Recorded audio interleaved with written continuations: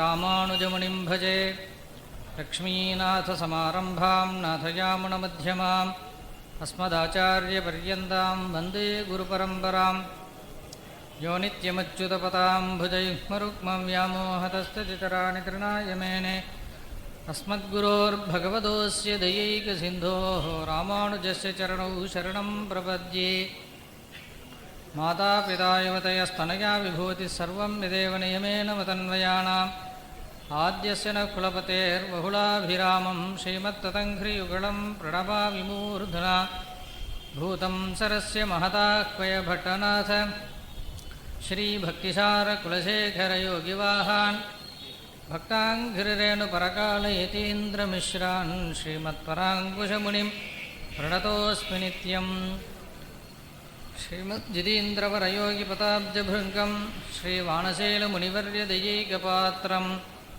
विख्यातवेदशिखरोभयतत्त्वबोधं रामानुजं कलिचिदं मुनिमाश्रयामः श्रीमच्छटारियतिराजकृपावलम्बं सौम्योपयन्द्रगगनाद्रिमुनीन्द्रभक्तं वेदान्तयुग्मविशतीकरणप्रवीणं रामानुजं विधिवरं गुरुमाश्रयामः वृन्दारण्यनिवासाय बलरामानुजाय च रुक्मिणी प्राणनाथाय पार्थसूदाय मङ्गलम् ஆழ்வாரெம்பெருமானார் ஆண்டாள் ஜீயர் திருவடிகளே சரணம் ஜீயர் திருவடிகளே சரணம் சர்வத்திர கோவிந்தநாம சங்கீர்த்தனம்.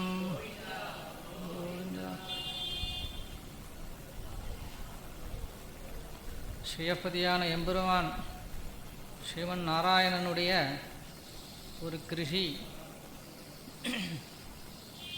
எப்படி ஒரு விவசாயி பயிரை விதைக்கிறதுக்காக அந்த பூமியை பதப்படுத்தி அதில் பயிரிட்டு அதை பாதுகாத்து அறுவடை பண்ணி அதை பிரயோஜனப்படுத்திக்கிறானோ அதே மாதிரி எம்பெருமான் இந்த ஜீவாத்மாக்களை கிருஷி பண்ணுகிறான் அப்படின்னு சொல்கிறார். அந்த பயிர் முளைக்கும் போதே நடுவில் அந்த களை முளைச்சுட்டே வரும். அப்போல்லாம் அந்த களையை களையணும். களை எடுக்கலை அப்படின்னாக்கா பயிர் கெட்டு போயிடும். அதனால் இந்த விவசாயிக்கு சமமாக பெருமாளையும் நம்ம ஆச்சாரியெல்லாம் சொல்கிறான். எம்பெருமானும் கிருஷி பண்ணுறான், விவசாயம் பண்ணுறான்.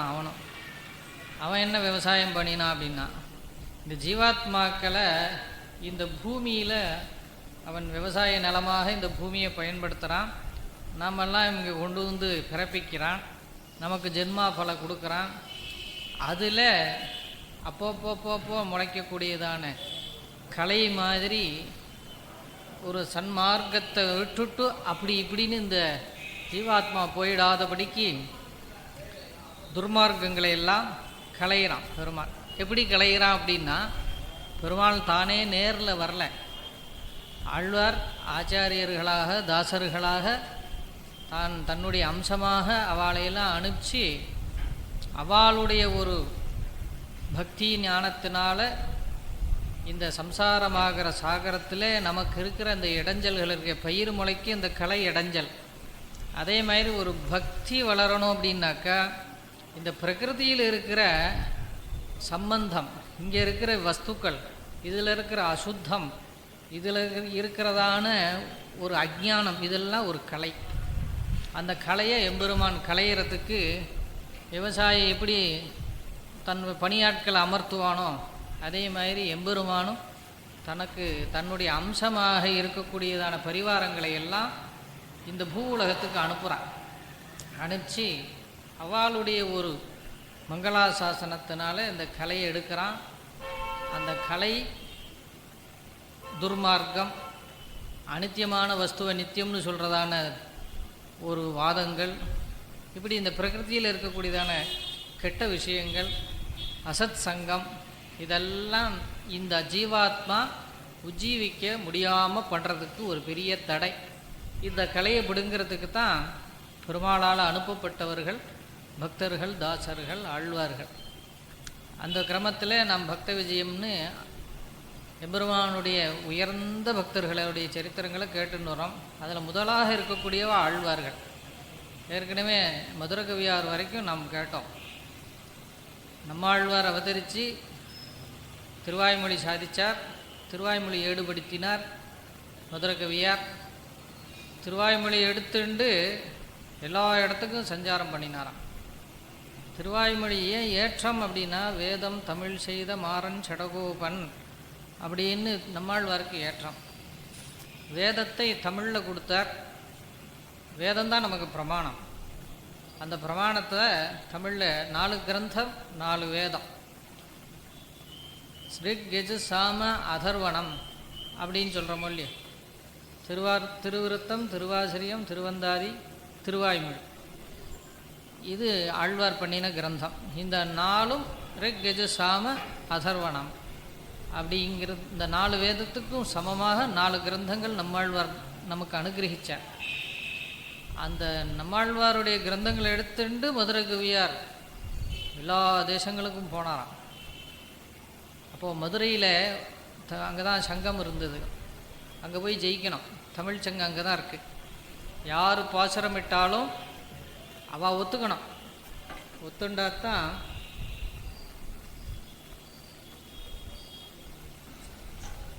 அவள் ஒத்துக்கணும். ஒத்துண்டாத்தான் அந்த பாசுரம் வெளியில் வரும், அதுக்கு மதிப்பு கிடைக்கும். அப்போ அங்கே போகிறச்ச என்ன பண்ணினார், அங்கே போய் ஆழ்வார், எங்கள் ஆழ்வார் இப்படிலாம் பண்ணியிருக்கார் அப்படின்னார். அங்கே இருக்கிற புலவர்கள்லாம் அந்த பாசுரங்களை பார்த்தா நிறைய வாதங்கள். அதில் இந்த வாதங்கள் எல்லாம் வரும்போது என்ன பண்ணுவா, கடைசியில் முடிவு எடுக்கிறது யார் அப்படின்னாக்கா அனல் வாதம் புனல் வாதம்லாம் சொல்லுவாள். அங்கே இருக்கிற அந்த சங்க பலகை தாங்கணும். அதை அந்த குளத்துலேருந்து அந்த பலகை மேலே வரும், அந்த சூடி அதில் வைப்பா. கீழே போயிடுத்துன்னா அது அவ்வளோதான், அது தாங்கி நிற்கணும். அது அப்போ தான் அதை ஏற்றுப்பா. அதுக்கப்புறம் என்ன பண்ணுவான்னா நெருப்பில் கொண்டு போய் போடுவாளாம், புசுங்காமல் இருக்கணும். பிரவாகமாக ஓடுற வைகை ஆற்றுல போய் போட்டுருவாளாம், திருப்பி வரணும். அனல் வாதம் புனல் வாதம் இப்படிலாம் பேர். அதுக்கு ஆழ்வார் எதுக்கும் சளைக்கலை, எதுக்கும் தயார். அவர் எல்லாத்துக்கும் வாதத்துக்கும் தயார். அப்போது ஒன்று ஒன்றா பண்ணுறா. உடனே என்ன பண்ணினார் ஆழ்வார், திருவாய்மொழி பெரிய ஏடு தானே, 1000 கிரந்தம் இல்லையா. அப்போ பெரிய சுவடியானா இருக்கும். அதான் உங்களுக்கெல்லாம் அவ்வளோலாம் 1000 பாசுரம்லாம் வேண்டாம். என்ன பண்ணினார், கண்ணன் கழலினை ஒரே ஒரு வார்த்தை தான் எழுதினார். எங்கள் ஆழ்வார் ஒரு சொல்லுக்கும் நீங்கள் பெறமாட்டேல் அப்படின்ட்டார்.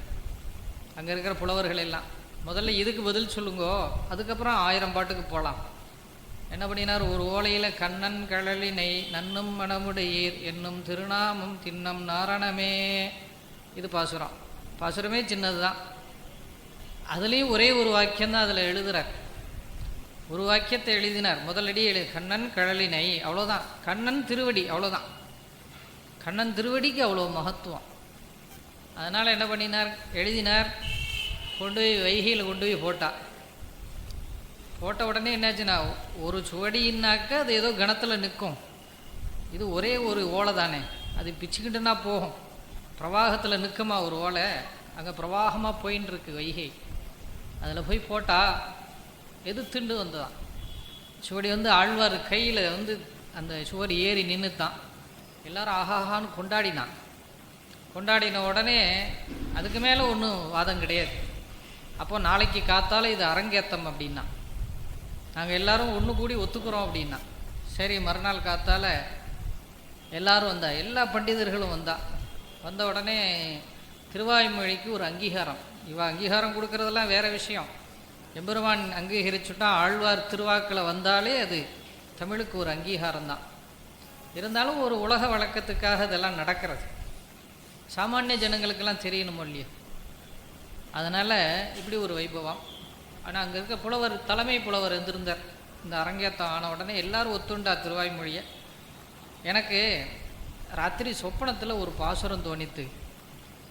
இந்த திருவாய்மொழி பண்ணின நம்மாழ்வார், அவரை நாம் உயர்வாக கொண்டாடணும். அதுக்கு என்ன செய்ய போகிறோன்னு நினச்சிட்டே படுத்துட்டு இருந்தேன். எனக்கு ஒரு சொப்பனத்தில் ஒரு பாசுரம் வந்தது அப்படின்னு அவர் ஒரு பாசுரம், நம்மாழ்வார் மேலே ஒரு பாசுரம் சொல்கிறார் அந்த புலவர்.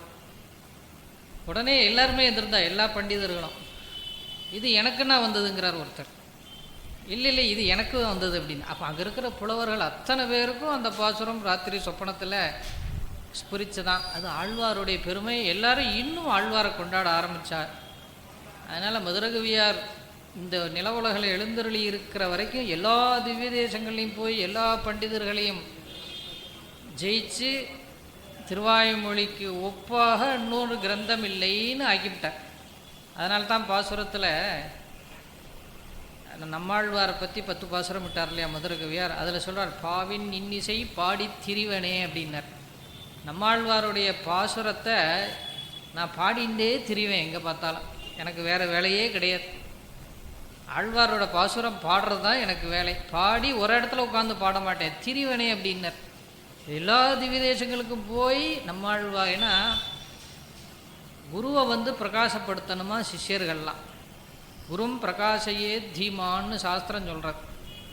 நமக்கு நம்ம குருநாதர் இருந்தார் அப்படின்னா, ஒரு நல்லது சொல்லி கொடுத்தார் அப்படின்னா, என் குருநாதர் சொல்லி கொடுத்தார், என் குருநாதர் சொல்லி, அதுதான் சொல்லணுமா.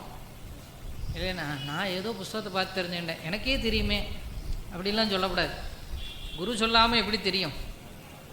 அப்போது ஒரு விஷயத்தை ஒரு குருநாதர் நமக்கு சொல்லி கொடுத்தார் அப்படின்னா, அவருக்கு என்ன தட்சிணை கொடுத்தா சரியாக போயிடுமா?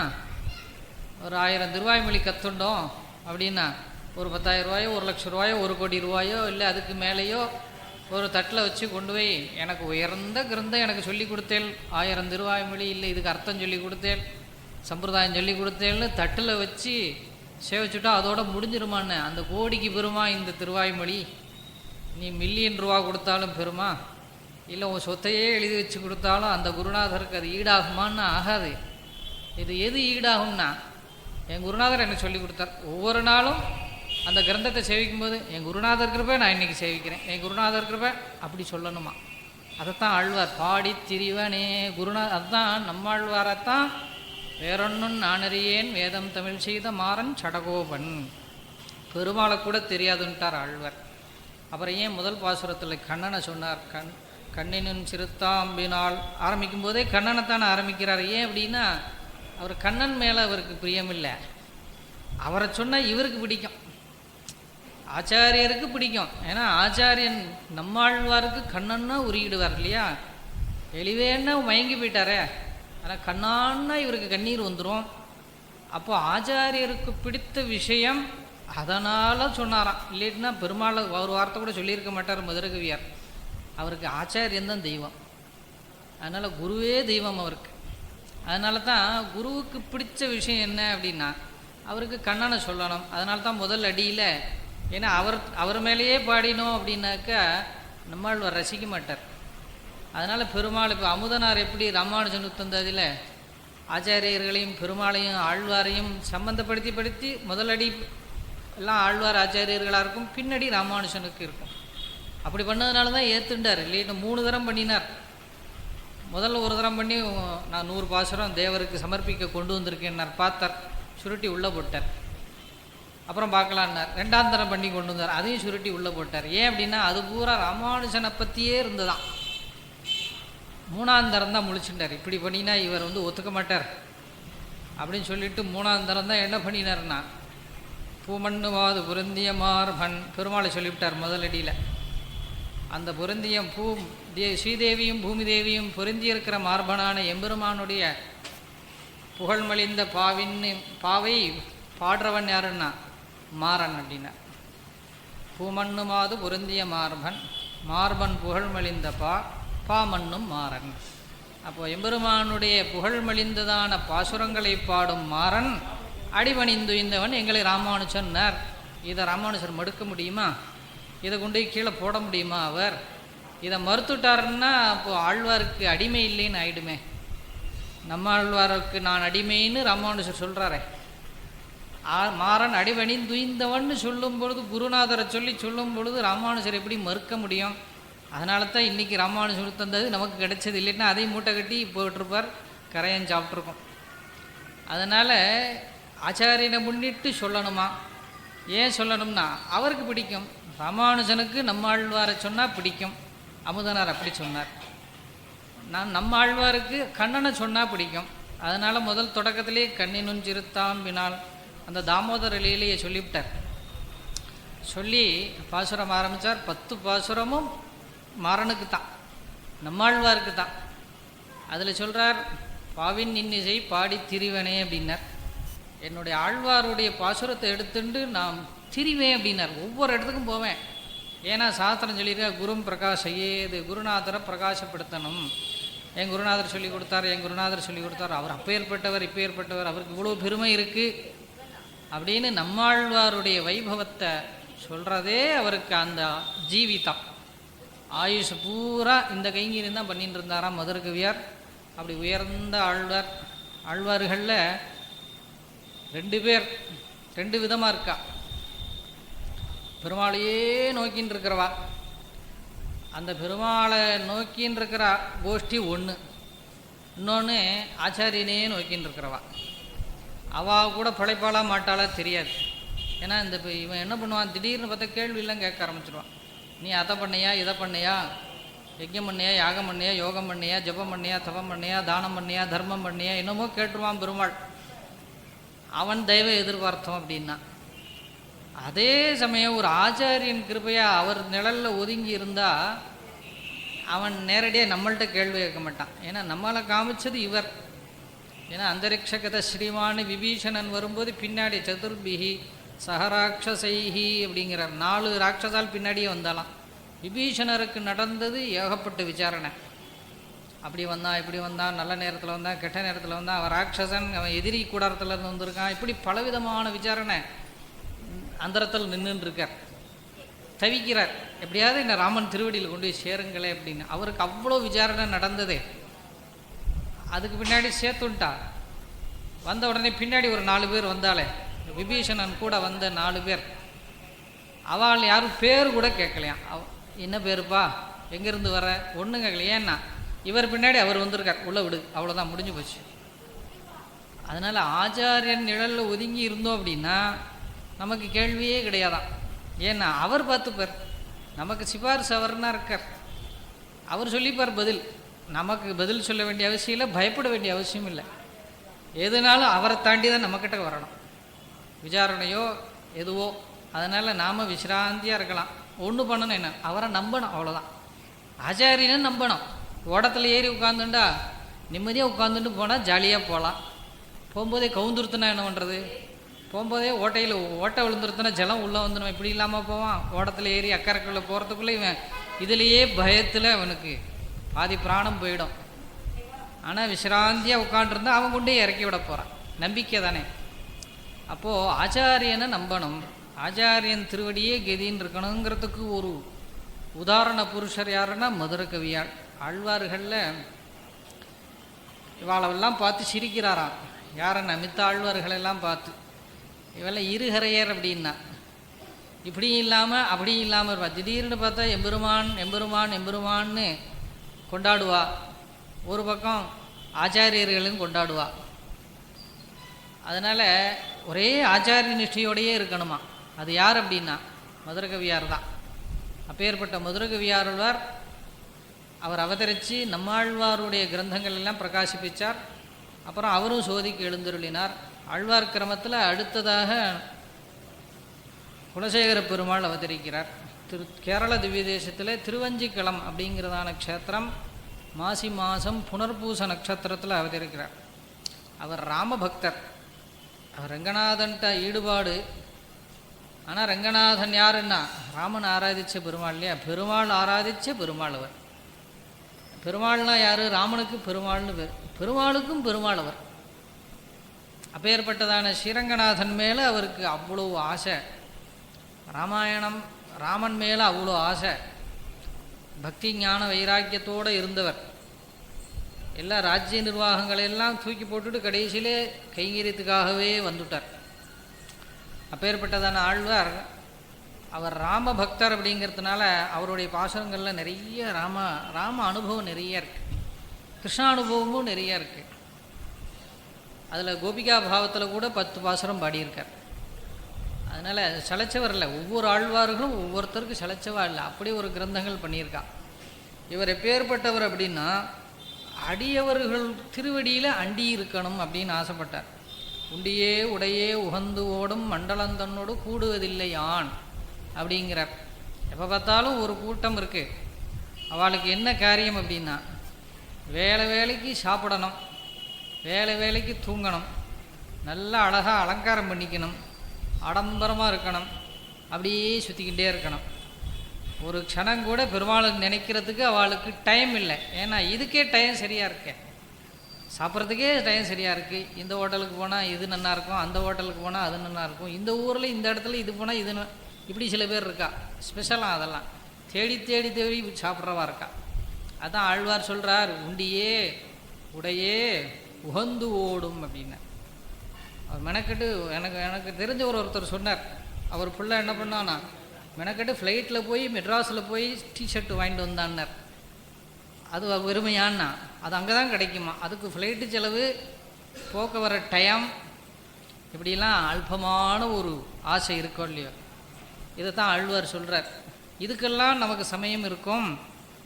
ஒரு 10 நிமிஷம் கோவிந்தா கோபாலா ரங்கான்னு கத்துறதுக்கு சமயம் இருக்காது, அவனை நினைக்கிறதுக்கு நமக்கு சமயம் இருக்காது. அப்படின்னு ஒரு கோஷ்டி இருக்கு இல்லையா. அதைத்தான் ஆழ்வார் திருப்பல்லாண்டில் சொல்கிறாரே, வாழாட்பட்டு நின்னீருள்ளீரேல் நீங்கள்லாம் வாங்கோ, கைங்கரியத்துக்கு வாங்க, வந்து மண்ணும் மனமும் பொன்மேல் நீங்கள் வாங்குவோ, நம்ம உற்சவத்துக்கு போகலாம், சந்தனங்கள்லாம் அரைச்சி வைக்கலாம், திருமுறையிடுறதுக்கு மண் எடுத்துன்னு வரலாம், நாம் உற்சவ கைங்கறி நிறைய இருக்குது, எல்லோரும் வாங்குவோன்னு கூப்பிட்டார் முதல் அடியில். ரெண்டாவது கூழாட்பட்டு சாப்பிட்றதுக்கே இருக்கேல, நீங்கள்லாம் அங்கேயே இருங்க, எங்கள் குழுவினில் புகுதலொட்டோம். மறந்து கூட அவளை நம்ம கோஷ்டியில் சேர்க்கப்படாதான். ஏன்னா நம்மளையும் சேர்த்து கெடுத்துருவாவா. நாம் ஏதோ சத்சங்கம் இப்படி உட்காந்துன்னு இருக்கோம் அப்படின்னா, சுட சுட நல்லா வாசனையே கமகமான்னு இருக்குது, நான் இப்போ தான் சாப்பிட்டு வந்தேன், டேஸ்ட்டாக இருக்குது, காலி ஆகிடும், ஒரு 8 போயிட்டு வந்துடு, சுவாமி கதை முடிக்கிறதுக்குள்ளே நம்ம முடிச்சுட்டு வந்துடலான்றான்.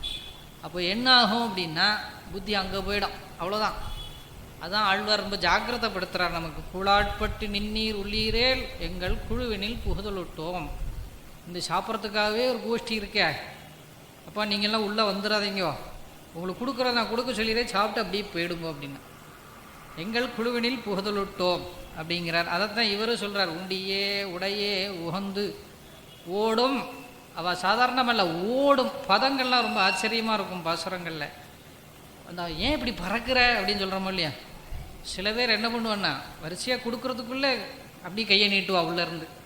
இல்லை எனக்கு எனக்கு எனக்கு எனக்கு வரத்தானே போகிறது, அதுன்னு காலியாக போகிறதா, பாத்திரம் நிறையா இருக்குது கொடுக்கத்தானே போகிறோம் அப்படின்னா அதுக்குள்ளே ஒரு பரபரப்பு, நமக்கு கிடைக்காம போயிடுமோ அப்படின்னு.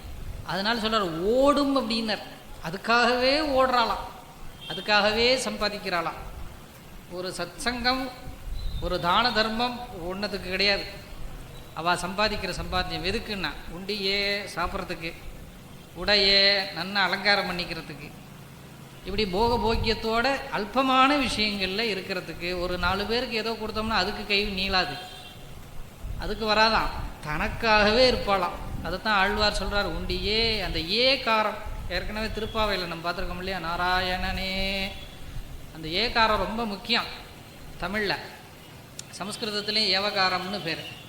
நாராயணனே அப்படிங்கிறவங்கள நாராயணனுக்கே அவனுக்கே ஆட்பட்டோம்னு ஆண்டாள் நமக்கு சொல்லி கொடுத்தான்.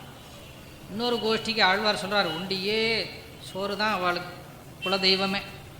சொல்ல கம்பமே பொங்கலே பெருமாள் கம்பமே காவேரி அப்படின்னா எங்கள் ஆச்சாரியர் அடிக்கடி இது சொல்லுவார், ஒரு சிரிப்புக்காக சொல்லுவார். சில பேர் என்ன பண்ணுவான்னா அந்த கோஷ்டி ஆகும்போது கரெக்டாக வந்துடும், அவளுக்கு அந்த டைம்லாம் தெரியும். திருவாராதனத்துக்கோ பெருமாளை சேவிக்கிறதுக்கோ அங்கே இருக்க மாட்டான். இந்த சமயத்துக்கு போனால் அந்த சுட சுட பொங்கல் கிடைக்கும்னு தெரியும். வருவா, வாசல் அடிப்பா, கோஷ்டி வாங்கின உடனே போய் கையெல்லாம் அப்படி கோயில் தூண்லேயே தடவிட்டு போயிடுவாள். அவள் பண்ணுற சரி பொங்கல் வாங்கி சாப்பிட்டே இல்லையோ, அது வெளியில் போய் கையில் உன் வேட்டியில் தொடச்சிக்க வேண்டியதானே, அது என்ன கோவில் செவத்துலேயே தடவுறதுன்னு அதையும் அழுக்காக்கிட்டு போயிடுவாள். அதை சிரிப்புக்கு சொல்லுவார், பொங்கலே பெருமாள். அவளுக்கு பெருமாள் உள்ளெல்லாம் வந்து சேவிக்கணும்ல, கையில் கொடுக்குற பொங்கல் தான் பெருமாள் அவளுக்கு.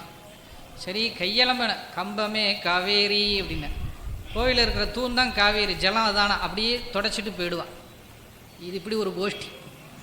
அதுதான் ஆழ்வார் சொல்கிறார், உண்டியே சாப்பாடே உடையே வஸ்திரங்களே, இதுக்காகவே ஓடுறாள், சம்பாதிக்கிறாள். சம்பாதிச்சு சம்பாதிச்சு சம்பாதிச்சு சேர்த்து சேர்த்து சேர்த்து சேர்த்து வச்சு கடைசியில் ஒரு நாள் என்ன ஆகணும், மொத்தமாக எவனுக்கோ போகும். கிருபணேன சமோதாத்தா நபூதோ நபவிஷ்யத்தின்னு சாஸ்திரம் சொல்கிறது. இந்த கஞ்சனை போல் குடைவள்ளல் கிடையாது அப்படின்னு. அது என்ன குடைவள்ளல்னால் என்னென்னா, தானம் கர்ணனை போல் அள்ளி அள்ளி கொடுக்குறவங்க குடைவள்ளல்னு பேர்.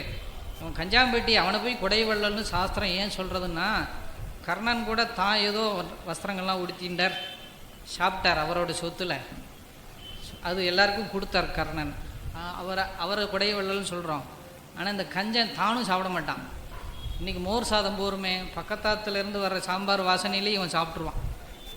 போருமே இன்றைக்கி என்னத்துக்கு தயிர்லாம் வேண்டாம், மோர் போகிறோம். 1/2 லிட்டர் பாலுக்கு என்ன தயிர், 100 லிட்டரில் 100 மில்லியில் பால் உரக்குத்தினா போகிறோம், அதையும் 4 பேர் சாப்பிட்றலாம். இப்படியெல்லாம் மிச்சம் பண்ணி எந்த வஸ்திரத்தையும் புது வஸ்திரமெல்லாம் கட்டிக்காமல் உள்ளே மடித்து வச்சு யாராவது தீபாவளி பொங்கல்னு சொந்தக்கார யாரும் வச்சு கொடுத்தா கூட அதை கட்டிக்க மாட்டானா. இருக்கட்டும் புது வஸ்திரம் அழுக்காயிடும். இப்படியே உள்ளே வச்சு கடைசியில் அப்படியே எல்லாம் நிறைஞ்சுட்டே இருக்கும். தானும் சாப்பிட மாட்டான். கடைசியில் ஒரு நாள் போயிடுவான். அவனுக்கு வாரிசும் இருக்காது. எவனோ ஒருத்தன் வருவான், எங்கள் சித்தப்பாவுக்கு பெரியப்பாவுக்கு ஒன்று விட்ட தம்பியோட அவனோட இவனோட சொந்தக்காரன் நான் வருவான். அவனுக்கு போய் சேரும் கடைசியில். அவன் என்ன அனுபவிப்பான் கடைசி. அதுதான் சாஸ்திரம் சொல்கிறது, இந்த கஞ்சனை போல் குடைவள்ளல் யாரான்னா யாருமே கிடையாதான். தான் சாப்பிட மாட்டான், கடைசியில் எவனுக்கோ ஒருத்தர் கொடுத்துட்டு போவான். அப்படிங்கிற இந்த மாதிரி ஒரு அல்பமான ஒரு வாழ்க்கையில் இருக்கிறவாளோட சேராது. அழ்வார்கள் இதை திருப்பி சொல்கிறான். இந்த சாப்பாடு போகபோக்கியத்தையே நினச்சின்னு இருக்கிறவாளோட போகாதே அப்படின்னு குலசேகர பெருமாளும் தன் பாசுரங்களில் நிறைய சொல்கிறார். இந்த மாதிரி அவருக்கு ஆசை என்னன்னா அடியவரோடு இருக்கணுமா. என்னுகளோ அந்த அடியார்கள் விழுந்து புரண்டு நாம சங்கீர்த்தனம் பண்ணுறாள் இல்லையா, திருப்புகழ்கள் பலவும் பாடி அப்படிங்கிறார். அரங்கன் திருமுத்தத்து அடியார்தம். இந்த அரங்கன் திருமுற்றத்தில் அடியார்கள்லாம் நாம சங்கீர்த்தனம் பண்ணி அப்படி உழண்டு உழைக்கிய பாததூளி இருக்கு இல்லையா, அதில் எண்ணுகளோ புரளும் நாளே, அதில் போய் விழுந்து புரளணுமா. அடியார்கள்லாம் இன்றைக்கி பண்டரிபுரத்தில் பார்க்கலாம். நமக்கெல்லாம் வெக்கம் இருக்கும், நாம் கீழே விழுந்து கூட செவிக்க மாட்டோமே, கையை கூப்பமாக இப்படி தரையை தொட்டு இப்படிம்போம். இந்த உடம்பு கீழே விழுந்தாதான் என்ன, விழுந்து சேவிச்சாதான் என்ன, ட்ரெஸ்ஸு அழுக்காயிடும் இல்லையா, நமக்கு அந்த கவலை. ஆனால் இன்றைக்கும் வடக்க போயாச்சுன்னா, பண்டரிபுரங்கள்லாம் போயாச்சுன்னா அந்த அடியார்களுக்கு இன்றைக்கும் அப்படி இருக்கா. அவளுக்கெல்லாம் கவலையே கிடையாது, ரோட்டில் அப்படியே விழுந்து புரளுவா. அந்த அடியார்கள் உழைக்கின பாத தூளியில் எண்ணுகளோ புரளும் நாளே. அதுதான் தொண்டரடி பொடியாழ்வார் தன் திருநாமத்தையே அப்படியே வச்சுண்டார். தொண்டர்களுடைய அடியான திருவடியை உள்ள தூசி இருக்கு இல்லையா, பொடி அப்படின்னார். அந்த தூசிக்கும் தூசியாக இருக்கேன் அடியேன் அப்படின்னு தொண்டரடி பொடியை தனக்கு திருநாமம் சூட்டிக்கிறார். அதனால் குலசேகர பெருமாள் அடியவர்க்கு அடியனாக இருக்கணும்னு ஆசைப்பட்டார். அதுக்குதான் அவர் தனியனில் கூட அடங்கன் அடியார் அது செய்யார். அவர் அரண்மனையிலேயே இருந்த ரெங்கநாதனுக்கு திருவாவரணத்தை ஒழிச்சு வச்சுவிட்டா மந்திரிகள். இவர் எப்போ பார்த்தாலும் பஜனை பண்ணிகிட்டே இருக்கார், இவர் ராஜ்யத்தை கவனிக்க மாட்டேங்கிறார் அப்படின்னு. கடைசியில் காத்தால பார்த்தா விஸ்வரூபத்தில் நகையை காணோம். உடனே இங்கே அடியார்கள் தான் இருக்கா, வேறு யாரும் இல்லைன்னு மந்திரிகள்லாம் சொல்கிறா. உடனே சொன்னார், அரங்கன் அடியார்கள் ஒருபோதும் திருட மாட்டார், அவருக்கே வாரங்கொடு குடப்பாம்பில் கையிட்டவன் அப்படின்னு தனியன். அந்த குடப்பாம்பில் கையிடுறதுன்னா ஒருத்தர் பொய் சொல்கிறார் அப்படின்னா அது சத்தியம்னு நிரூபிக்கிறதுக்கு ஒரு நல்ல கொடிய விஷம் கொண்ட பாம்பை பானையில் போட்டு மூடி வச்சுருவாளாம். அப்போது அந்த விஷயம் இது சத்தியம்னு சொல்லி கையை உள்ள விடணும். அது உண்மைன்னா பாம்பு கடிக்காது, பொய்ன்னா அது கடித்து இறந்து போயிடுவானா. அதனால ஆழ்வார் பாம்பை கொண்டு வா அப்படின்ட்டார். அடியார்கள் திருட மாட்டா, அடியார்கள் ஒருபோதும் திருட மாட்டார்கள். அதனால் பாம்பை கொண்டு வா அப்படின்னா மந்திரிகள் தானே ஒழிச்சு வச்சது. அவன் நடுங்கின்றே கொண்டு வரான். சொன்னால் உண்மையை சொன்னால் அப்புறம் தலை போயிடுமே. சரி கொண்டு வந்து வச்சுட்டான் அந்த பாம்பு பிடாரன். வச்ச உடனே என்ன பண்ணார், சத்தியம் சத்தியம் புனசத்தியம் உத்திருத்திய புஜமுச்சதேன்னு வேதவியாசரை சொல்கிறார். எம்பெருமான காட்டிலும் தெய்வம் இல்லை, வேதத்தை காட்டிலும் சாஸ்திரம் இல்லைன்னு சொன்ன மாதிரி இவரும் சத்தியம் சத்தியம்னு சொல்கிறார். அரங்க நடிகார்கள் ஒருபோதும் பொய் சொல்ல மாட்டார், திருட மாட்டார். சத்தியம்னு பாம்பு குடத்துக்குள்ளே கையை விட்டார், பாம்பை காணும் புஷ்ப மாலையாக இருந்ததான் உள்ள. அப்போது உடனே அந்த மந்திரிகள்லாம் வந்து மன்னிப்பு கேட்டா, நாங்கள் தான் இப்படி பண்ணினோம், நீங்கள் எப்போ பார்த்தாலும் பஜனை பண்ணிகிட்டே இருந்தால் நாட்டை யார் கவனிக்கிறது, பக்கத்து நாட்டுக்காரன் சண்டைக்கு வந்துடுவான். ராஜா பஜனை பண்ணிகிட்டே இருந்தாருன்னா ராஜா வசந்திருக்கிற வேலையில் நம்ம போய் அடிச்சிடலான்னு வந்துடுவான், ராஜ்யம் கெட்டு போகுமேங்கிறதுக்காக அப்படி பண்ணினோம், அதனால் தயவு பண்ணி மன்னிச்சுருங்கோன்னு உடனே அப்போ தான் தோணித்தான், இனிமேல் நம்ம இங்கே இருக்கக்கூடாது. அது தன்னுடைய குமாரனுக்கு பட்டத்தை கட்டிட்டு ஒரு நேராக ஸ்ரீரங்கத்துக்கே வந்துட்டாரான். இருந்து அங்கேயே இருந்து கைங்கரியம் பண்ணினார். அதுக்கப்புறம் பிரம்மதேசம்ங்கிறதான க்ஷேத்திரம் இங்கே இருக்குது, அம்பாசமுத்திரம் கிட்டக்க. அங்கே ஒரு பெருமாள் இருக்கார், ராஜகோபாலன். அவரும் அந்த மன்னாருக்கு கைங்கரியம் பண்ணி அங்கேருந்து சோதிக்கு எழுந்தருளினார்னு அவருடைய சரித்திரம். அதில் ராம அனுபவம் மிக்கவர். ராமாயணத்தை விஸ்தாரமாக சொல்லியிருக்கார். ராமாயணம் எத்தனை கிரந்தம்? 24,000 ஸ்லோகம் ராமாயணம். 24,000 ஸ்லோகத்தையும் நாம் என்னைக்கு படிக்கிறது? அது கடகடான்னு பாராயணம் பண்ணுறவாளுக்கே 10 நாள் ஆகும், வேகமாக பண்ணுறவாளுக்கே. ஏன்னா நவாகம்னு வச்சுருக்கோம், 9 நாள் பாராயணம் வச்சுருக்கு ராமாயணத்துக்கு. குறைஞ்சது 9 நாள் பண்ணினா தான் பூர்த்தியாக பண்ண முடியும். ஒரு நாள்லாம் ராமாயணம் பூர்த்தியாக பாராயணம் பண்ண முடியாது. ஆனால் நம்ம குலசேகர ஆழ்வார் நமக்கு ரொம்ப கிருபை பண்ணியிருக்கார். அவருடைய அந்த பாசுரத்தில் கடைசி 10 பாசுரம் ராமாயண சாரம். அது 10 பாசுரத்தையும் அந்த ராமாயணத்தில் நடந்த சம்பவங்களை பூரா அப்படியே வால்மீகி பகவான் எப்படி 24,000 ஸ்லோகத்தில் சொன்னாரோ அதை 10 பாசுரத்தில் பண்ணிருக்கார். அதனால் நம்ம 24,000 ஸ்லோகம் சொல்லலைன்னா கூட இந்த 10 பாசுரத்தை பாடினா போகிறோம். ஆனால் நமக்கு தான் டைம் இல்லையே, நம்ம ரொம்ப பிஸியானா இருக்கோம். அதுவும் ஆழ்வாருக்கு தெரிஞ்சிருக்கு. சரின்னு தான் என்ன பண்ணினார், இன்னும் ஷார்ட் பண்ணிட்டார். கடைசி 2 பாசுரம் இருக்கும் இல்லையோ, இந்த 10 பாசுரத்துலையும் விஸ்தாரமாக இருக்கும் சரித்திரம். ஒவ்வொரு பாசுரங்களையும் ஒரு வைபவத்தை சொல்லிகிட்டே தனித்தனியாக சொல்லுவார். ராமன் அவதரித்தது, சீதாதேவி கல்யாணம், அப்புறம் ஆரண்யத்துக்கு போகிறது, அதுக்கப்புறம் ராவண யுத்தம், சுந்தரகாண்டம், பட்டாபிஷேகம், அப்படியே தனித்தனியாக சொல்லிகிட்டே வருவார். கடைசியில் இந்த கடைசி 2 பாசுரம் இருக்கும் இல்லையோ, இன்னும் ஷார்ட்டாக பண்ணிட்டேன். அன்னு சராச்சரங்களை வைகுந்தத்தேத்தி அடலரவ பறையேறி அசுரர் தம்மை வெண்ணு இலங்கு மணிநெடுந்தோள் 4 விண்முழுதும் எதிர்வரத்தன் தாமமேவி சென்னி இனிது வீத்திருந்த அம்மாந்தன்னை தில்லைநகர் சிரித்தித்திர கூடந்தன்னுள் என்னும் நின்னான் அவனிவனின்னேத்தி 4 இறஞ்சிவினோ எப்பொழுதும் தொண்டீர் நீரே அப்படின்னு இந்த பாசுரத்தில் அன்னு சராச்சரங்களை வைகுந்தத்தேத்தினர். ராமன் கிளம்புறார், அயோத்தியிலேருந்து பரமபத்துக்கு கிளம்புறச்ச யாருக்கெல்லாம் என்னோட வரணும் ஆசை இருக்கோ எல்லோரும் வாங்கோன்னு கூப்பிட்டார். அதனால் புல் பூண்டு பசு பக்ஷி நாய் உள்பட பரமபத்துக்கு போச்சான் ராமனோட. அந்த ராமனோட அத்தனை பேரும் போனாலாம் பரமபதத்துக்கு. அதனால் அன்று சராச்சரங்களை, சராச்சரம்னா அசையும் அசையாத பொருட்கள் அத்தனையும், புல் பூண்டுன்னு சொல்லிட்டார். புல் எறும்பாதையும் ஒன்றில்லா அப்படின்னார். எறும்புக்கு கூட பரமபதம் கிடைச்சதான். ராமன் கிளம்புறச்சே அழைச்சின்னு போனாராம் எல்லாரையும். ராமன் ஆசைப்பட்ட அத்தனை பேரும் வாங்கணுன்னே அத்தனை பேரும் போனா. அதனால் சர அச்சரன்னு பதம் போட்டாருங்க. அசையும் அசையாத அத்தனை பொருள்களையும் அழைச்சின்னு போனாராம். சராச்சரங்களை வைகுந்த தேத்தினார். சரித்திரம் அடுத்து சொல்ல, அடலரவ பகையேறி அசுரர் தம்மை வெண்ணு, ராவணனை சம்ஹாரம் பண்ணினார். பகையேறி அங்கே போனார். எங்கே போனார்? இருந்த இடத்துல அவன் வரலை, இவர் போனார். எதிரியோட இடத்துக்கு போய் அடிக்கிறதான் வீரம்.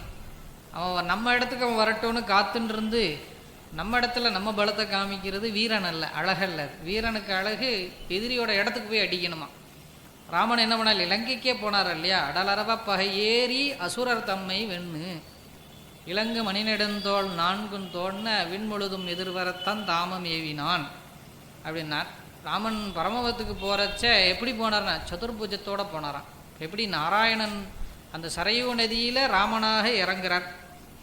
சரையுக்குள்ளே இறங்கின உடனே அங்கேருந்து அப்படியே திவ்ய ஸ்வரூபத்தில் மேலே கிளம்புறாராம், சங்கச்சக்கர கதாதரனாக. அதனால் 4 தோளோட பெருமாள் பரமபத்துக்கு கிளம்புறார். ஸ்ரீதேவி பூமி தேவியோடு கிளம்புறார். ஸ்ரீதேவியும் பக்கத்தில் இருந்தாலாம். அப்போ எல்லாருமே அவாவா ஸ்வரூபத்தை எடுத்துன்னு போகிறாளாம் பின்னாடி. யார் யார் என்னென்ன அவதரிச்சா இங்கே அந்தந்த அவதார மூர்த்திகள் அவளுடைய மூலஸ்வரூபத்தோட சரையுக்குள்ளே அவதார ஸ்வரூபத்தில் இறங்கினா மேலே ஏறும்பொழுது அவள் மூலஸ்வரூபத்தோடு அப்படியே போனாளா. அதை சொல்கிறாருங்க.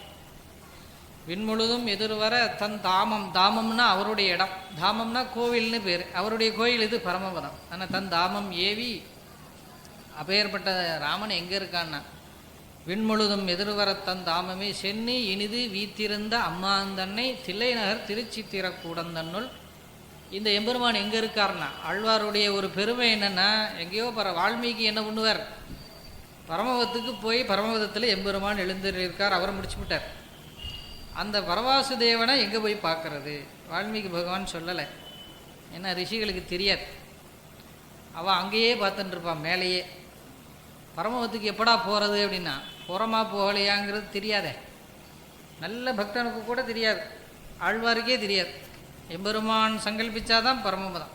ஏன் அப்படின்னா நாம் கொஞ்சம் தப்பினா பரமபதம் நமக்கு போய்டுறதே, சரணாகதி போயிடுமே. இப்போது நம்ம பஞ்சநமஸ்காரம் பண்ணின்னு இருக்கோம், நமக்கு மோட்சம் உறுதி எழுதி என்னால் எம்பெருமான் உந்தனுக்கு அடியோம் என்று எழுத்துப்பட்ட அண்ணாலே எழுதியாச்சு, உறுதி நம்பின்னு இருக்கோம். பரமபதம் கிடைக்குமா அப்படின்னா அப்போது அந்த நியமப்படி நிற்கணுமோ இல்லையோ. நின்று அப்படின்னு ஆழ்வார் சொல்கிறார் இல்லையா. என்ன நியமம்? பஞ்சநமஸ்காரம் பண்ணிட்டோம் அப்படின்னா எம்பெருமான் திருவடியே கதின்னு இருக்கணுமோ இல்லையோ. நமக்கு தான் திடீர்னு புத்தி பேதலிச்சுடுறதே, இங்கேயும் அங்கேயும் மனசுக்கு போய்டுறதே இல்லையா. எம்பெருமானுக்கு சமமாக இன்னொரு தெய்வத்தை நினச்சிட்றோமே. ஏதோ கஷ்டம் வருது அப்படின்னா கஷ்டம் வந்தாலும் உனக்கா எனக்கா பார்ப்போம். தாசர்கள் அப்படி தானே இருந்தா. ஆழ்வார்கள் தாசர்கள் சரித்திரங்கள்லாம் பார்க்குறோம். நீ என்ன வேணால் பண்ணு, நான் ஒன்றும் விடுறதா இல்லை. தியாகராஜ சுவாமி ஆகட்டும், துகாராம் சுவாமி ஆகட்டும், இன்னும் நிறைய பக்தர்கள் ஆழ்வார் உள்பட எல்லாருக்கும் நின கர்மத்தினால நமக்கு கஷ்டம் வரும். கஷ்டம் வரும் பொழுது பெருமாளை வையிறவா இருக்காளா இல்லையா. நல்ல பக்தாளாக இருப்பா. என்ன பண்ணேன் நான், என்ன இந்த பெருமாளுக்கு அதை பண்ணேன் இதை பண்ணேன், கோயிலை சுற்றுன்னு சுற்றினேன், கைங்கரியம் பண்ணேன், கடைசியில் எனக்கு இப்படி ஒரு சோதனை வரதே சொன்ன சரணாகதி போயிடும். அப்படி சொல்லப்படாது இல்லையா. அது பெருமாளுக்கு அதில் பொறுப்பு இருக்கான்னா, பொறுப்பு நம்மோடது இல்லையா. கஷ்டம் ஏன் நமக்கு வருது? நம் வினை நாம் பண்ணி வச்சுருக்கோமே. டெபாசிட் பண்ணால் வட்டி கண்டிப்பாக வரும். வட்டி நம்ம வேண்டான்னு சொன்னாலும் வட்டி அவன் பேங்கில் கொடுத்து தான் ஆவான் இல்லையா. சார் எனக்கு வட்டி வேண்டாம் எழுதி கொடுத்தாலும் இல்லை, எங்கள் பேங்க் ரூல்ஸுப்பா, உனக்கு வட்டி கொடுத்தா வேணும், உனக்கு வேண்டாம் நீ வேண்டான்னு எடுத்து யாருக்காவது கொடு அப்படின்னு தானே சொல்லுவா. கிரெடிட் ஆயிண்டு தானே இருக்கும். அப்போ நம்ம புண்ணியமோ பாப்பமோ பண்ணினா அதோட பலன் கண்டிப்பாக நமக்கு உண்டு. பண்ணினது நாம் குறை பெருமாள் சொல்கிறதா இல்லையா. போயிட்டே இருக்கச்சே திடீர்னு காலில் ஏதோ கல் தட்டிதுன்னா, இந்த பெருமாள் இருந்தால் எனக்கு கல் தட்டுமா அப்படின்னா நம்ம முட்டாளா இல்லையா. ஏன்னா ஓ வினை நீ பார்த்து போகணும், நீ பார்த்து போகணுமா இல்லையா. உன்னுடைய வினைன்னு ஒன்று இருக்கோ இல்லையா, நமக்கு வினை நிறையா இருக்கோ இல்லையா, அதை தீர்க்கணும் இல்லையா. அப்போது வியாதி வந்தால் அம்மா மருந்து கொடுக்குறா. நமக்கு மருந்து கொடுக்கும்போது இந்த குழந்தை வாழ்வாழ்வாழ்னு கத்தும். கசப்பு முழுங்க முடியாது, இது கத்தும். ஒரு அடியை போட்டு முழுங்க வைப்பா, அது அழும். இவ கூட சேர்ந்து இவளும் அழுவா. இந்த அம்மாவுடைய சுபாவனை, குழந்தை அழுதா இதுக்கு தாங்காது, இவ சேர்ந்து அழுதுண்டே மருந்து கொடுத்துட்டுருப்பா. ஏன்னா குழந்தைக்கு வியாதி நிவர்த்தி பண்ணணுமோ இல்லையா. அதுப்பா வியாதிக்கு மருந்து கொடுக்குற அம்மா கெட்டவளா? இந்த குழந்தைய எப்படியானு இந்த மருந்தை சாப்பிட வைக்கணும் ஒரு அடி போடுறவள் அந்த அம்மாவுக்கு ஹிருதயத்தில் கல்லா? அவள் எதுக்கு அடிக்கணும்? இந்த மருந்து சாப்பிட்டா தானே குழந்தைக்கு சரியாகும். அதே மாதிரி எம்பெருமான் தாயோட ஸ்தானத்தில் தானே இருக்கான்.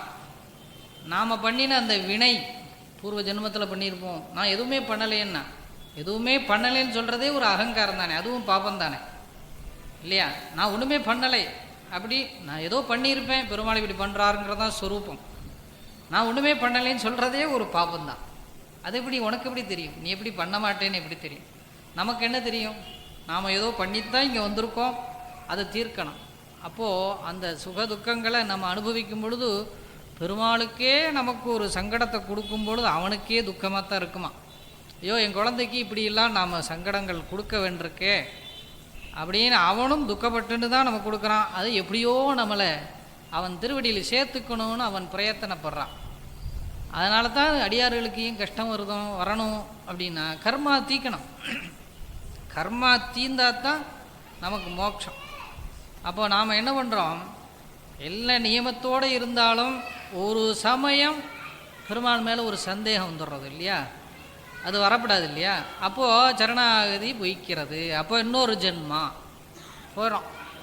அப்போது திடமாக இருக்கணும். நம்ம ஆழ்வார்கள் அப்படி தான் நம்மளுக்கு காமிச்சு கொடுத்தா. அதைத்தான் ரிஷிகள்லாம் என்ன பண்ணினா அப்படின்னா, அந்த எம்பெருமானை எப்படி பற்றுவது, அவன் எங்கே இருக்கான் அப்படின்னா பரமபதத்தில் எங்கேயோ இருக்கான்ருவா. கடைசியில் நாம் எப்படி போய் பிடிக்கிறது, பரமபதத்துக்கு எப்போ போய் சேர்றது நமக்கு தெரியாதே.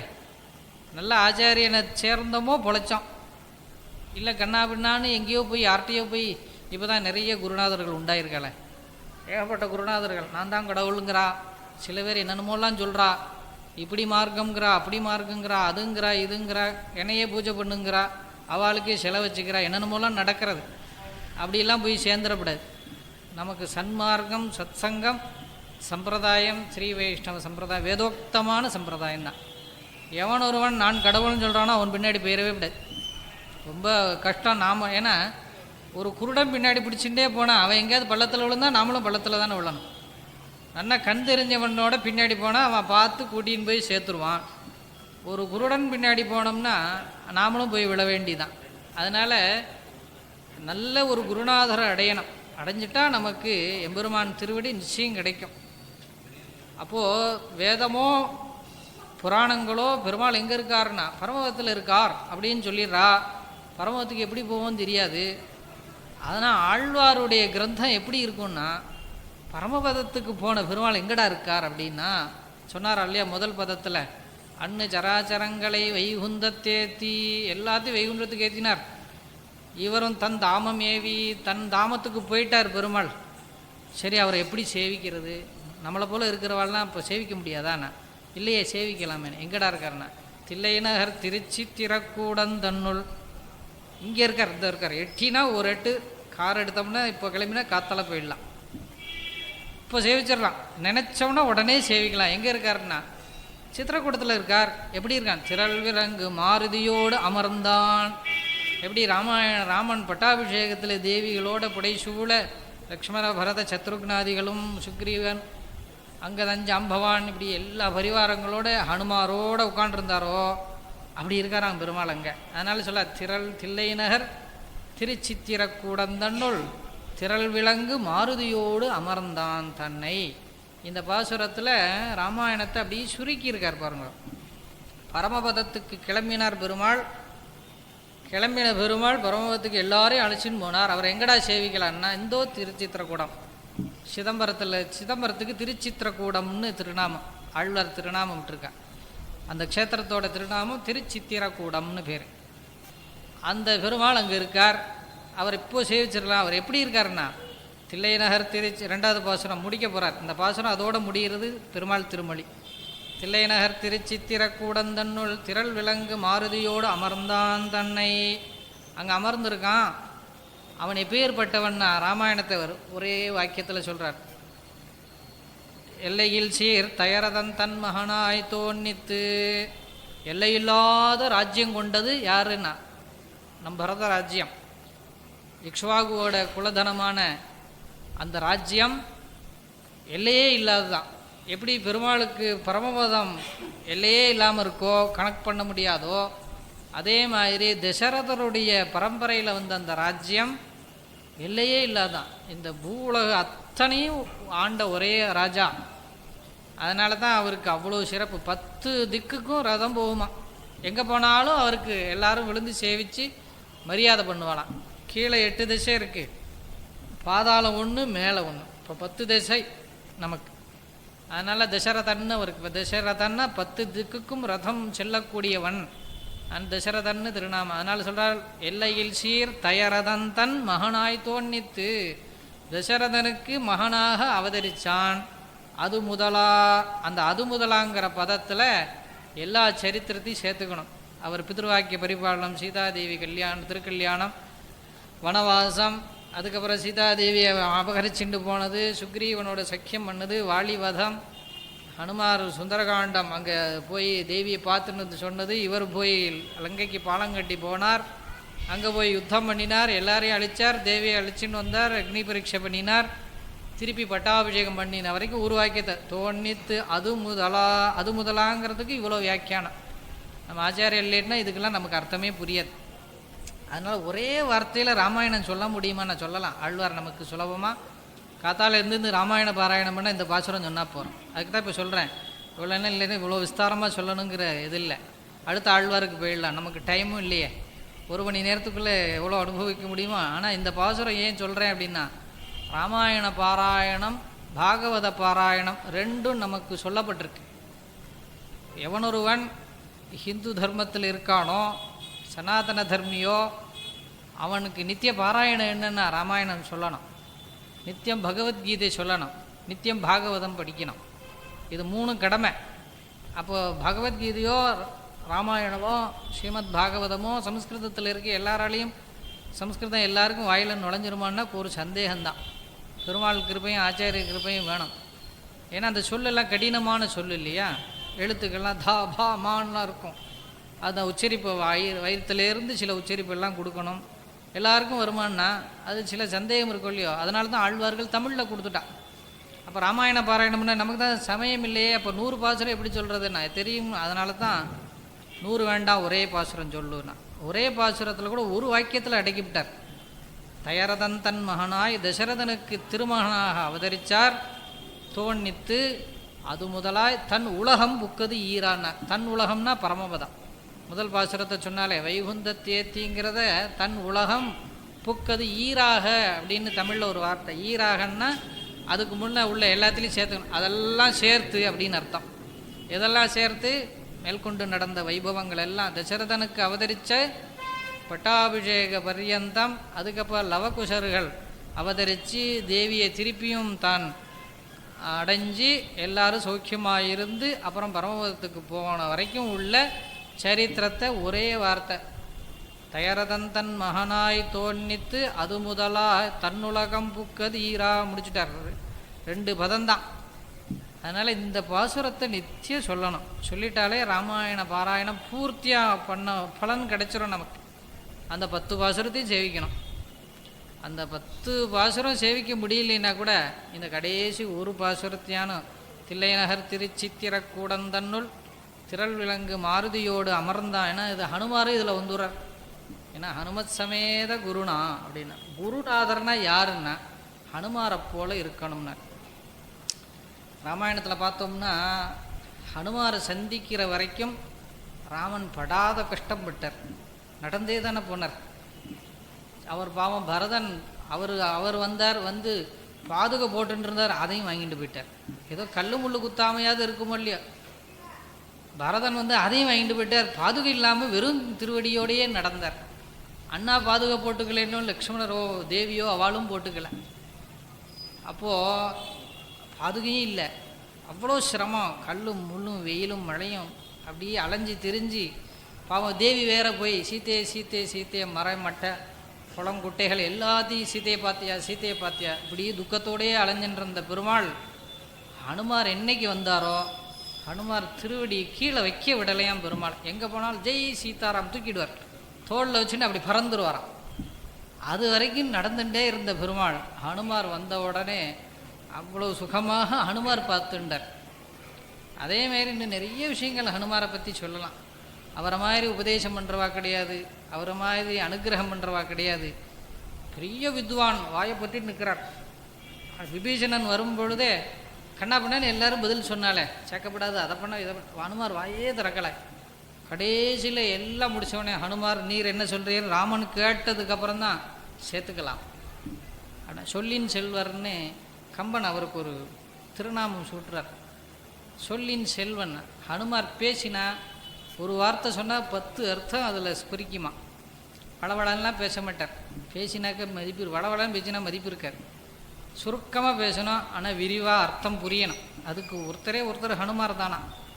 அதனால் ஹனுமாரையும் சேர்த்து இந்த பாசுரத்தில் மங்களாசாசன ஆழ்வார் எங்கே இருக்கான்? தில்லைநகர் சிரித்தித்திரக்கூடந்தன்னுள் திரள் விளங்கும் மாருதியினர். திரள் விளங்கும் அங்கே பதம் ஆழ்வார் ரொம்ப பார்த்து பண்ணியிருக்கார்.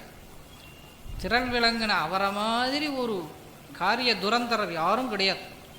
அப்பேற்பட்ட ஹனுமாருடைய மங்களாசாசனம் நமக்கு அனுகிரகம். இந்த பாசுரம் சொன்னாலே நமக்கு எல்லாம் ஜெயமாகும். ராமாயணத்தை பூர்த்தியாக ஒரே வார்த்தையில் சொல்லிவிட்டார். ஏன்னா எத்திர ரகுநாத கீர்த்தம், எங்கெல்லாம் ராமாயணம் படிக்கிறாளோ அங்கே ஹனுமார் இருப்பார். ஹனுமார் இருந்தால் போகிறோம், வேறு எந்த செக்யூரிட்டியும் நமக்கு வேண்டாம், செலவழிக்கவே வேண்டாம்.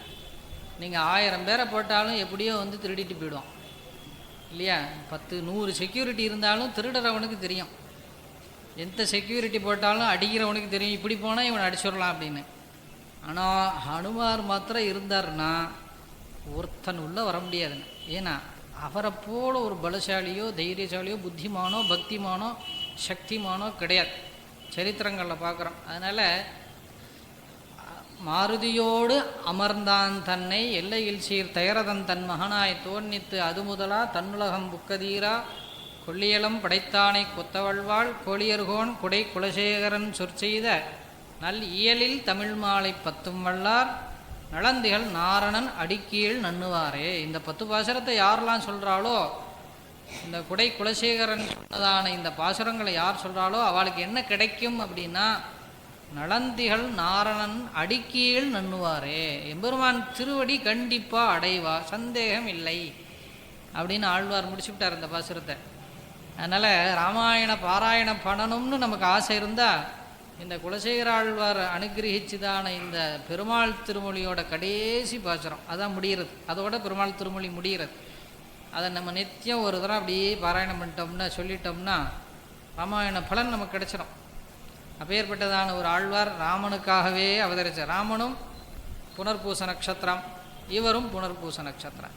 அவர் சித்திர புனர்பூச ராமன், இவர் மாசி புனர்பூசம். மாசி மாதத்தில் அவதரித்தார் இந்த ஆழ்வார்.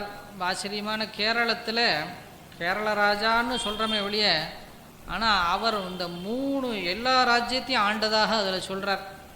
கொல்லி நகர்கோன், கூடல் நாயகன், சேரளர்கோன் இப்படிலாம் சொல்கிறார். அப்போது சேர திவ்ய தேசம் கேரளா.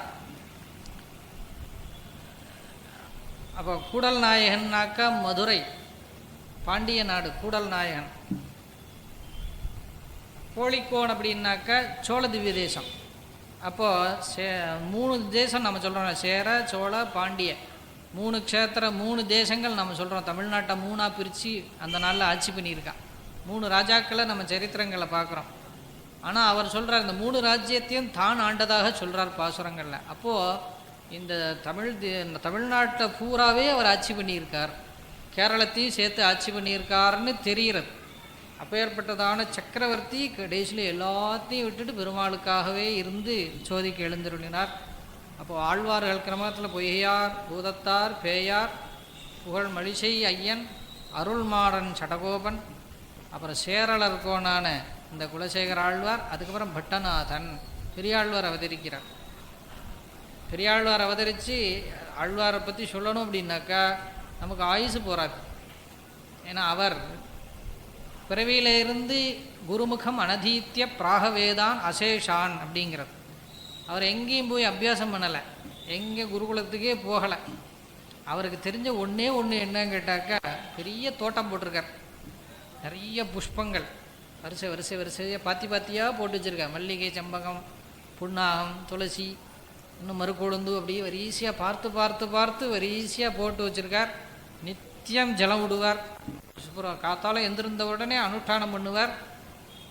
அனுஷ்டானம் முடித்த உடனே நேராக அங்கே விடுவார், ஜலம் விடுவார், புஷ்பத்தை பறிப்பார், மாலையை கட்டுவார், வேகமாக திருவாராதனத்துக்கு கொண்டு போய் பெருமாளுக்கு சாத்தி அப்படி இப்படி நின்று சேவிப்பாராம். பெருமாளுக்கு சரியாக இருக்கா, தோலுக்கு உறுத்தாமல் இருக்கா, அழகாக இருக்கா, இன்றைக்கி அந்த கலரெல்லாம் சரியாக வச்சுருக்கோமா, வைஜெயந்தின்னு 5 விதமான கலர் இருக்கு இல்லையா, வர்ணம், 5 விதமான வர்ணத்தை கொண்டு கட்டினா அதுக்கு வைஜெயந்தி மாலைன்னு பேர். அந்த வைஜெயந்தி வனமாலை, அந்த வனமாலைக்கு வைஜெயந்தி மாலைன்னு திருநாமம். அப்படி இருக்குமா, பார்த்து பண்ணுவாராம். அப்பேற்பட்ட ஆழ்வாருக்கு சொப்பனத்தில் ஒரு நாள் பெருமாள் வந்தார். நீ பாண்டிய நாட்டுக்கு போ, அங்கே போட்டி நடக்கிறது, பாண்டியன் கொண்டு ஆடப்பட்டர் வீரான் வந்தானன்னு சொல்கிறோம் இல்லையா. அங்கே பாண்டிய ராஜா நகர சோதனம் போகும் பொழுது ஒரு பிராமணர் படுத்துட்டுருக்கார் திண்ணையில், மதுரையில். அந்த மாறுவேஷத்தில் ராத்திரி அப்படியே ராஜாக்கள் நகர சோதனம் பண்ணுவா. அவர் எழுப்புறார், யாரோ படுத்துட்டுருக்காரே, பிராமணராக இருக்காரே, யார் என்ன கேட்போம்னு இது எழுப்பின உடனே அவர் எந்திருந்த உடனே நீ யார் என்னன்னு கேட்குறதுக்கு அவர் அவகாசமே கொடுக்கல. அவனே எந்திருந்த உடனே அவர் சொன்னார், இளமை காலத்துக்கு முதுமை ஆகிறதுக்கு முன்னாடி இளமையில் சம்பாதிக்கணும், மழையில் நன்னா இருக்கணும்னா வெயில் காலத்தில் சம்பாதிக்கணும், மறுமையில் நன்னா இருக்கணும்னா இம்மையில் சம்பாதிக்கணும் அப்படின்னு சொன்னார். இந்த 3 இதையும் சொன்னார். சொன்ன உடனே அந்த ராஜா சொன்னார், 2க்கு அர்த்தம் புரிஞ்சது சுவாமி. வெயில் காலத்தில் சம்பாதிச்சா மழை காலத்தில் வெளியில் எங்கேயும் போக வேண்டாம், மழை காலத்தில் வெளியில் அலைஞ்சு திரிஞ்சு சம்பாதிக்க முடியாது, அதனால் அது முடியும் பண்ணிடலாம். அப்போது வயசானதுக்கப்புறம் உட்கார்ந்து சாப்பிடணும்னா இளமையிலே சம்பாதிச்சு சேர்த்து வச்சுட்டா வயசானதுக்கப்புறம் யாரையும் எதிர்பார்க்க வேண்டாம், அதை சம்பாதித்து வச்சு சாப்பிட்டுன்னு இருக்கலாம். அதுக்கும் நமக்கு தெரியும். ஆனால் மறுமையான மோட்சத்துக்கு இம்மை இப்போ சம்பாதிக்கணும்னா என்ன சம்பாதிக்கணும், எப்படி சம்பாதிக்கணும், என்ன பண்ணணும், தானம் பண்ணணுமா, தர்மம் பண்ணணுமா, யோகம் பண்ணணுமா, அதுக்கு என்ன வழி, எது சரியான வழி அப்படின்ன உடனே சொன்னார், பரமான தெய்வத்தை உபாசனை பண்ணு அப்படின்னார். இந்த உலகத்தை படைத்து காத்து ரட்சிக்கும் ஊழி முதல்வனான ஒரு தெய்வம் இருக்கே, அந்த பரத்வமான தெய்வம் யாருன்னு கண்டுபிடி, அதை உபாசனை பண்ணு, அப்போ தான் உனக்கு மோட்சம் கிடைக்கும் அப்படின்னோடனே அது யாருன்னா அது நீயே தெரிஞ்சு கொண்டு போயிட்டார். இவன் அப்படியே போட்டு குழப்பின்னு இருந்தான். காத்தால் ராத்திரி தூக்கம் வரல. விடிஞ்ச உடனே சபையை கூட்டிவிட்டான். என்ன விடிய காத்தாலுமே ராஜா கூப்பிட்டு விட்டுட்டாருன்னு எல்லா மந்திரிகளும் பிரதானிகளும் எல்லாரையும் வரணும்ட்டான். பண்டிதர்கள் உள்பட எல்லாரும் இருக்கணும் அப்படின்னு சொன்ன உடனே விடிய காத்தாலே எல்லாரும் வந்து கூடினா இந்த மாதிரி விஷயம் இப்படி ஒருத்தர் சுவாமி சொன்னார். இப்போது மறுமைக்கு இம்மையில் சம்பாதிக்கணும்னா என்ன பண்ணணும் அப்படின்னு கேட்டேன். பரத்வமான தெய்வம் எதுன்னு தெரிஞ்சுக்கோன்னார். அப்போ பரம்பொருள் எதுன்னு தெரிஞ்சுக்கணும், யார் பரம்பொருள் அப்படின்னு கேட்டான்.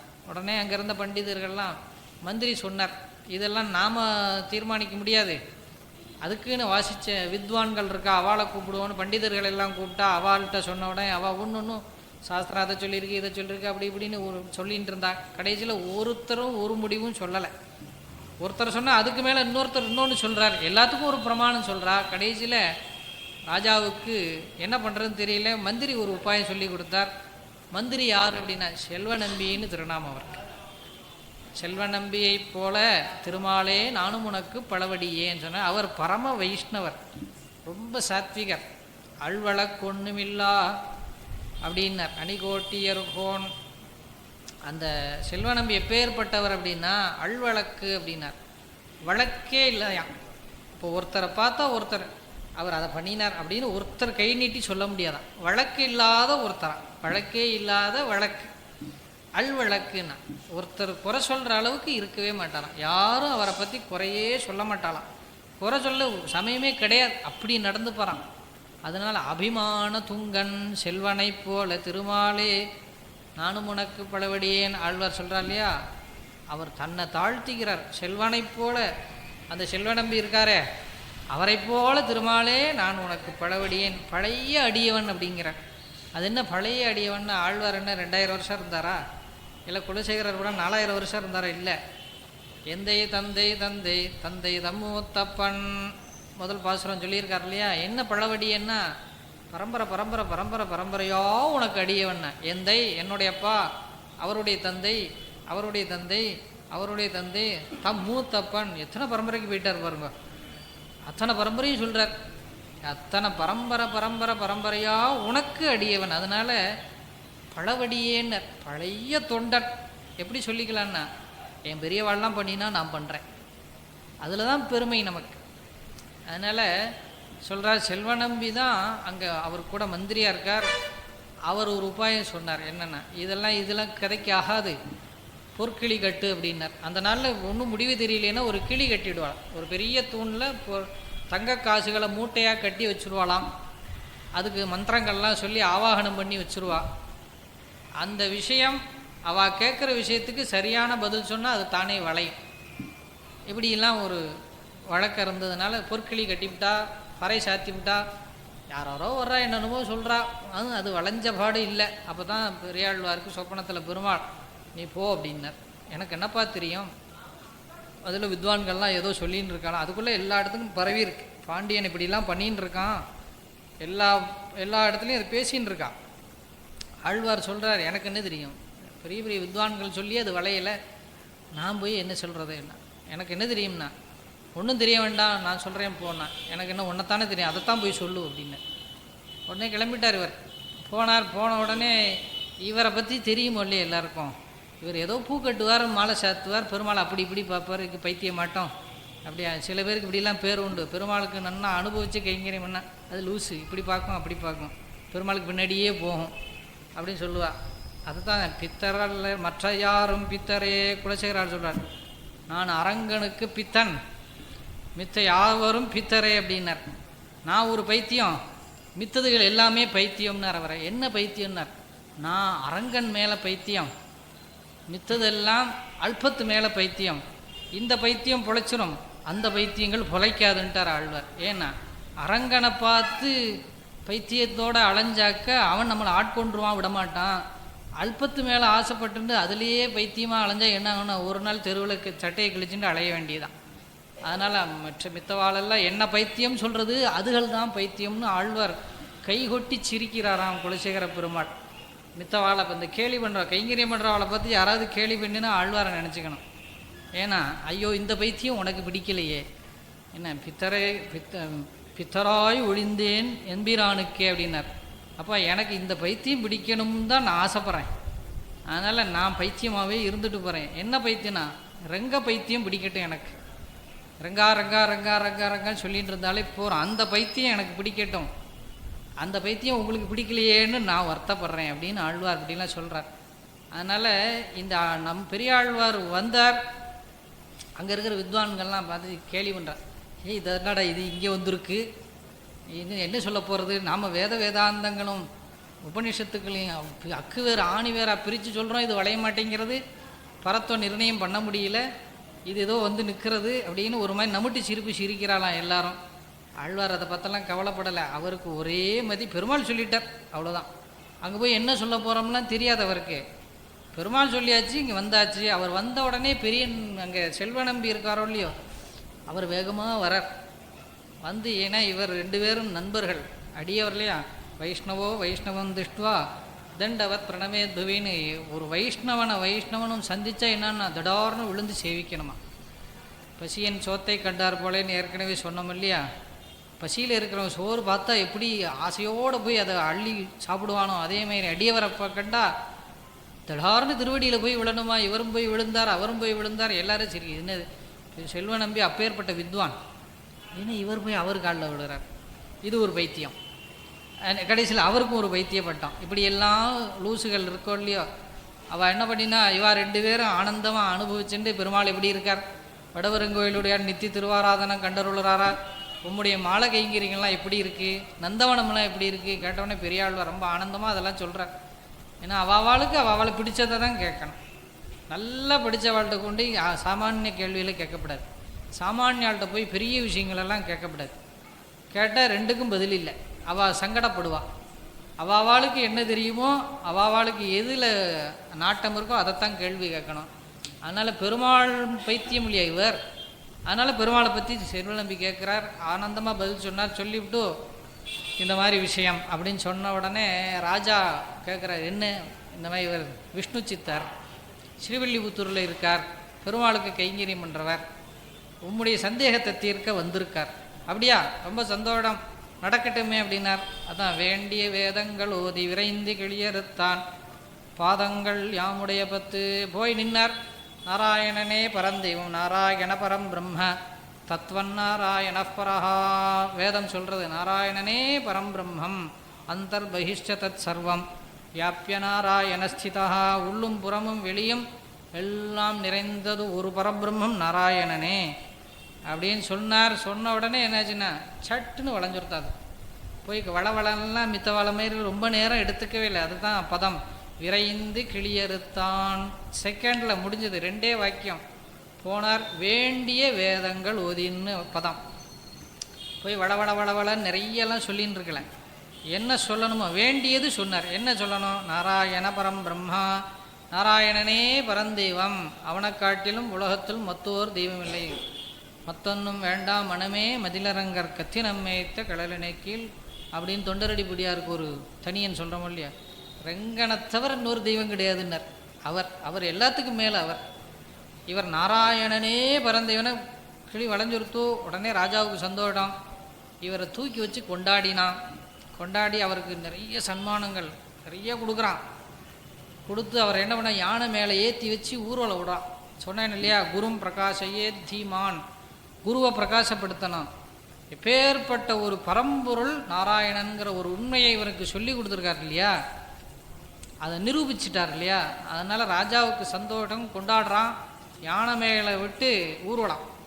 மதுரையிலே அந்த பெரிய நகர வீதியில் வரைச்சி லட்சக்கணக்கான ஜனங்கள் நின்று அங்கே கூடி இருந்து சேவிக்கிறாளாம். இவர் அப்படியே வந்துட்டே இருக்கிறச்ச பெருமாளுக்கு பொறுக்கலை. நம்ம கூடல் அழகர் அங்கே இருக்கார், பெரிய பெருமாள், பிரம்மாண்டமான பெருமாள், கிட்டத்தட்ட ஒரு 10-11 அடி உயரத்துக்கு இருந்த திருமேனி. ஒரு கையினால் வான்னு கூப்பிடுவார், இப்படி இந்த கையினால் வா, நான் கவலைப்படாது, நான் இருக்கேன், அபயஹஸ்தம், ஆஹூய வரதன்னு பேர். இந்த கையினால் கூப்பிட்றார், வா வா வா வான்னு, இந்த கையினால் அபயம், நான் இருக்கேன், கவலைப்படாத. சங்க சக்கரத்தோடு அப்படி உட்காண்டிருப்பார், பக்கத்தில் தேவிகள் உட்காண்டிருப்பா. ஆச்சரியமான பெருமாள். அப்படியே சிறு வயசு பூரா அங்கே தான் இருந்தேன், அந்த பெருமாள் திருவடியில் தான். ஆச்சரியமான பெருமாள். அப்பேற்பட்ட அந்த பெருமாள் சன்னதியில் இருக்க அவர் பொருட்களை உடனே கிளம்பிட்டார், தேவிகளோடு கிளம்பிட்டார். கருட வாகனத்தில் வந்து மேலே நிற்கிறார். நின்ன உடனே பெரியாழ்வார் ஆனந்தம் தானே படணும். ஐயோ வயிறு பிடித்தார் அப்படின்னா, ஐயோ இப்படி வந்து நிற்கிறதே இது, ஏன்னா இத்தனை லட்ச ஜனங்களும் சேவிக்கிறாளாம் பெருமாளை. ஏதோ என்ன பண்ணணும், துரியோதன சபையில் என்ன நடந்தது, விஸ்வரூபம் எடுத்தார், யாராவது பார்க்க முடிஞ்சதோ, இவன் நினச்சா எல்லாருக்கும் மறைக்கலாமே, ஆனால் இவனும் பொல்லாதவன். ஆழ்வாரை டெஸ்ட் பண்ணுறான், என்ன பண்ணுறான் பார்ப்போம் அப்படின்னு. அந்த கண்ணன் காமிச்ச மாதிரி விஸ்வரூபத்தை 2 பேர் தானே தரிசித்தாங்க. அதே மாதிரி இங்கேயும் பண்ணியிருக்கலாமே, பெரியாழ்வாருக்கு மாத்திரம் தரிசனத்தை கொடுத்து மித்தவாளுக்கெல்லாம் ஒன்றும் தெரியாமல் பண்ணியிருக்கலாம், ஏன் இப்படி பகிரங்கமாக வரான் அப்படின்னா 2 விஷயம். ஆழ்வாரோடைய ஹிருதயம் எப்படி இருக்குன்னு பார்க்குறான் இன்னொன்று ஆழ்வார் பெருமை எல்லாருக்கும் தெரியணுமா இல்லையா.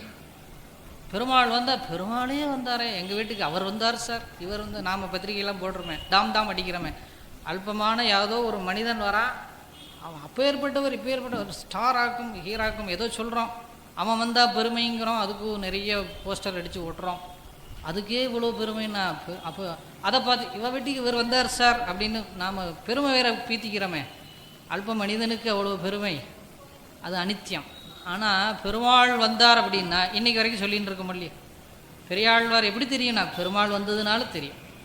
அதனால் பெருமாள் மேலே கருட வாகனத்தில் பிராட்டியோடு திக்கிறச்சே அவன் திருவடி இங்கே தொங்குறது இல்லையா, 2 திருவடி தான் அப்படி தொங்குறது. மேலே சங்கச்சக்கர கதாதரனாக தேவிகள் அப்படி அணைச்சிண்டு அப்படி உட்காண்டு ஏன் அங்கே வந்தார், இவர் ஒரு ஆயுஷ ஹோமம் பண்ணுகிறார். பெரியவாச்சான் பிள்ளை ரொம்ப நம்ம மணவாள மாமணிகள் தான் வியாக்கியானம் இருக்குது, ரொம்ப ஆச்சரியமாக பண்ணியிருக்கார் மணவாள மாமணிகள். இந்த திருப்பல்லாண்டு பெரியாழ்வாருடைய முதல்ல ஒரு 400 பாசுரத்துக்கு அழிஞ்சு போயிடுச்சு பெரியாச்சான் பிள்ளை வியாக்கியானம், அதை பூர்த்தி பண்ணது மாமுனிகள். அவர் சொல்கிறார், நமக்கெல்லாம் ஒரு அப்த பூர்த்தின்னு ஒன்று வரும், 1 வயசு முடிகிறச்ச அந்த காது குத்தி அன்றைக்கி ஒரு ஆயுஷ்ய ஹோமம்னு ஒன்று பண்ணுவோம், முதல் பிறந்த நாளைக்கு குழந்தைக்கு. அப்போது இந்த குழந்தை பெருமாளுக்கு, ஆழ்வாருக்கு பெருமாளே குழந்தை இல்லையா, அதனால் இவரும் ஒரு ஆயுஷ் ஹோமம் பண்ணுறாராம். நமக்கு சாதாரணமாக ஏதோ சூக்தங்கள் சொல்லியிருக்கு, அதில் ஆயுஷ் வளரட்டும், இந்த குழந்தை அப்படி இருக்கட்டும் இப்படி இருக்கட்டும்னு அது ஆசீர்வாதம் பண்ணுறது. அல்பமான நமக்கு அது போகிறோம், எம்பெருமானுக்கு அந்த வேத ஆசீர்வாதம் நமக்கு போகிறோம், ஆனால் பெருமாளுக்கு எப்படி போருமா அது. அதனால் பெரியாழ்வார் என்ன பண்ணினார்னா, இவர் ஒரு ஆயுஷ் ஹோமம் பண்ணுகிறார் அப்படின்னார், இவர் ஒரு சூக்தம் பண்ணிட்டார். எப்படி நமக்கெல்லாம் ஒரு ஆயுஷ சூக்தம் இருக்கோ, பெருமாளுக்கே ஒரு ஆயுஷ சூக்தம் பண்ணினார். அதுலேயும் 10 வாக்கியம் இருக்கும், இதுலேயும் 10 பாசுரம் இருக்கு. பல்லாண்டு பல்லாண்டு பல்லாயிரத்தாண்டு பல கோடி 100,000 பல்லாண்டு படிட்டார். ஏன்னா இந்த வந்து நின்ன உடனே எல்லாரும் ஆஹா ஆஹான்னு அப்படி தரிசிக்கிறாளாம். இந்த ராஜாவே பார்த்து, ஏன்னா ராஜா என்னைக்கு பெருமாளை பார்த்தான், சாதாரண ஜனங்களை எப்படி பார்க்க முடியும், பெருமாளை தரிசிக்க முடியுமா, சாமானிய விஷயமா அது. எத்தனையோ கல்பகாலம் தபஸ் பண்ணினாலும் பார்க்க முடியாத சேவிக்க முடியாத எம்பெருமான் சுலபமாக வந்து மேலே நிற்கிறானே.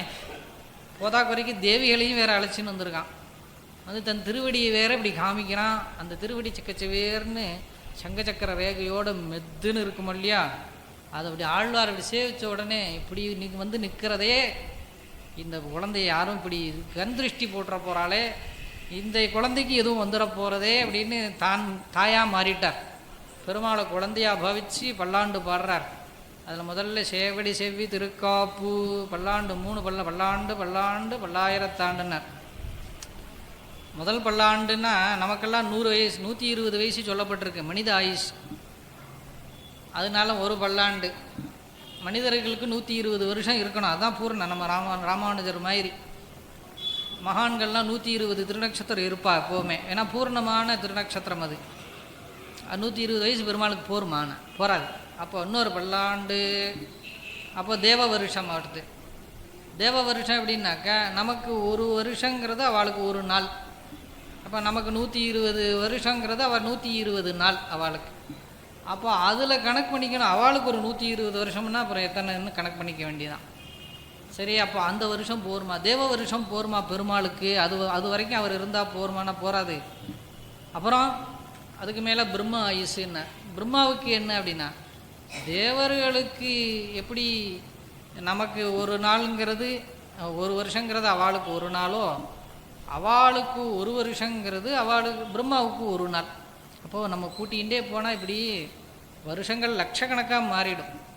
அப்போ தேவர்களுக்கு ஒரு வருஷம், பிரம்மாவுக்கு அதுக்கு மேலே அப்படி கூட்டிகிட்டே போகிறச்ச ஒரு லெவலுக்கு மேலே ஆழ்வாருக்கு கணக்கு போட முடியல.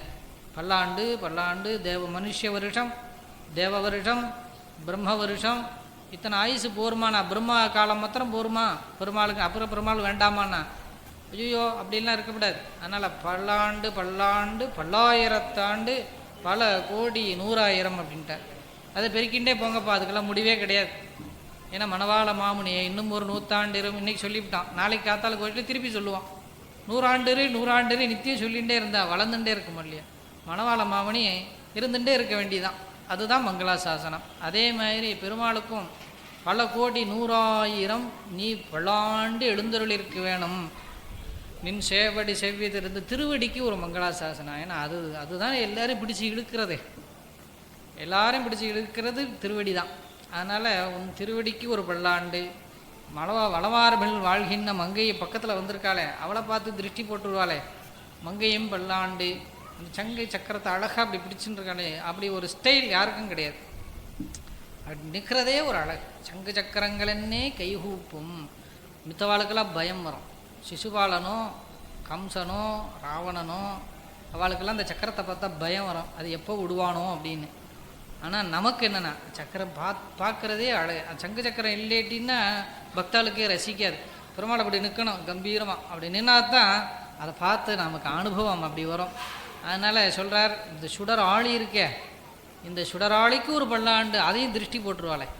சரி, இந்த சங்கு இருக்கே இந்த கையில், சங்குக்கும் ஒரு பல்லாண்டு, அப்பாஞ்சஜன்யமும் பல்லாண்டு அப்படின்னு பெருமாள் மேலே அந்த பொங்கும் பரிவாலே வில்லிபுத்தூர் பட்டர்பிரான் பெத்தான் பெரியாழ்வார் என்னும் பெயர். அது வரைக்கும் அவருக்கு விஷ்ணு சித்தர் தான் திருநாமம், பெரியாழ்வார் திருநாமம் கிடையாது. அந்த பெரியாழ்வார்ங்கிற திருநாமம் எப்போ ஏற்பட்டதுன்னா இந்த பொங்கும் பரிவு அப்படின்னா, பரிவுன்னு என்ன? பாசம். பெருமாளுக்கு போய் நம்ம ஆசீர்வாதம் பண்ண முடியுமா? நாம் யார், அவன் யார்?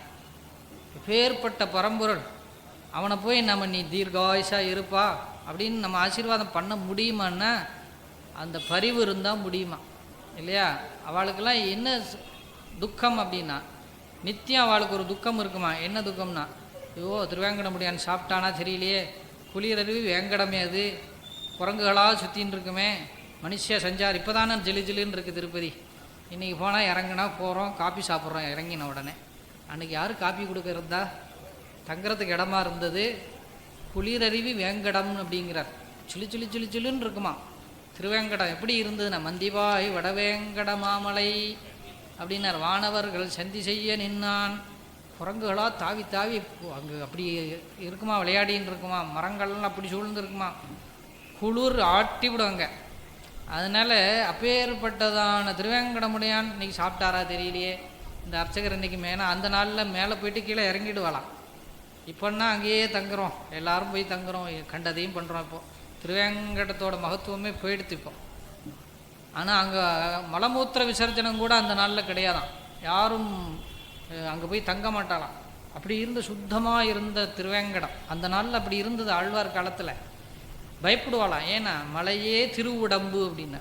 அந்த மலை என்ன, அது சேஷாச்சலம்னு பேர் இல்லையா? ஆதிஜேடனே அந்த மலையாக இருக்கார். அந்த ஆதிஜேடன் மேலே தான் பெருமாள் எழுந்தருளி இருக்கார்.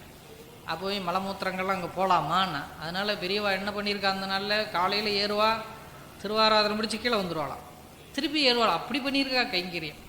இன்றைக்கி நமக்கு சொகுசாக போகிறோம், அதுக்கு அழுத்துக்கிறோம் இல்லையா? அது போனோம் எனக்கு டயர்டாக இருக்குது அப்படிங்கிறோம். அப்போ பெரியவா எப்படி பண்ணிடும் அந்த கைங்கரியம் அப்படி பண்ணணுமா கைங்கரியம். அதனால் ஆழ்வார்களுக்கெல்லாம் என்ன வயிறு பிடிப்பா அப்படின்னா, இந்த பெருமாள் சாப்பிட்டாரோ தெரியலையே, அந்த பெருமாள் சாப்பிட்டாரோ தெரியலையே, இந்த உற்சவம் இது வெளியில் போயிட்டே திருப்பி பத்திரமா கோயிலுக்கு வந்தாரா. அகோபில பெருமாள் 40 நாள் வெளியில் போயிட்டு வருவார். நரசிம்மன் இந்த தை மாதம் சங்கராந்திக்கு கிளம்பினார்னா 48 நாள் கிட்டத்தட்ட ஒரு 200 கிராமத்துக்கு போகிறார்.